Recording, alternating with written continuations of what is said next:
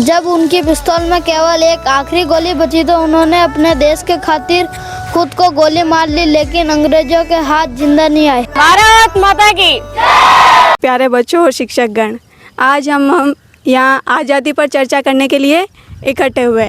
आज़ादी कोई एक दिन में नहीं मिली, इसके पीछे 200 वर्षों का संघर्ष है। देखिए 1857 की क्रांति से लेकर 1947 तक का जो ये पूरा है, इनमें क्रांतियाँ हुई, आंदोलन हुए, लड़ाई झगड़े हुए। किस लिए? हमारे भारत देश को आज़ाद कराने के लिए, कि हम कैसे भी करके स्वराज हमारा क्या है, जन्मसिद्ध अधिकार है और इसे हम लेकर ही रहेंगे। इसके लिए इन लोगों ने अपना पूरा जीवन न्योछावर कर दिया। ये अपनी झांसी की रानी, और पता है ना सबको, झांसी की रानी ने क्या किया?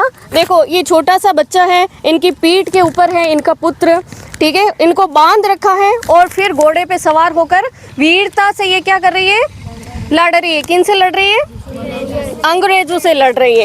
एक क्रांति की मिसाल जग गई है ना लोगों में। फिर ऐसा हुआ कि नहीं, अब तो अपने एक महिला है, इतना संघर्ष करने के बाद वो अपनी आज़ादी की तरफ लड़ रही है, तो धीरे धीरे लोग फिर इनके साथ जुटने लगे, ठीक है। फिर अपने ये इतने बड़े बड़े क्रांतिकारी आए, जैसे कि नेताजी सुभाष चंद्र बोस, इनका नाम आपने सुना ही होगा। इन्होंने क्या किया? शहीद भगत सिंह, ये भगत सिंह है ना, इनको हमेशा शहीद भगत सिंह को अपन याद करते हैं। चंद्रशेखर आज़ाद को जब भी अपन देखते हैं, बस इनका हाथ यहाँ पर मूंछों पर और हाथ में पिस्तौल, ये इनका मतलब है अदम्य साहस का प्रतीक है। चंद्रशेखर आज़ाद का जन्म 23 जुलाई 1906 को हुआ था और इनके पिता का नाम स्वाधीन था।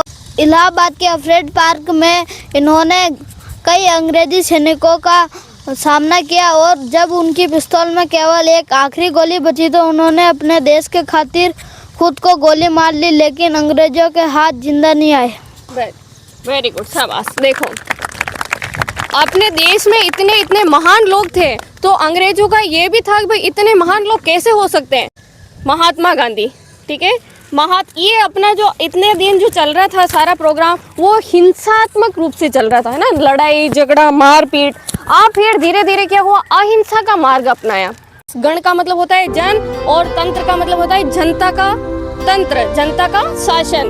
वो दिवस अपन 26 जनवरी को मनाते हैं और 15 अगस्त को अपना देश आज़ाद हुआ, स्वतंत्र हुआ, इसलिए अपन 15 अगस्त को स्वतंत्रता दिवस मनाते हैं।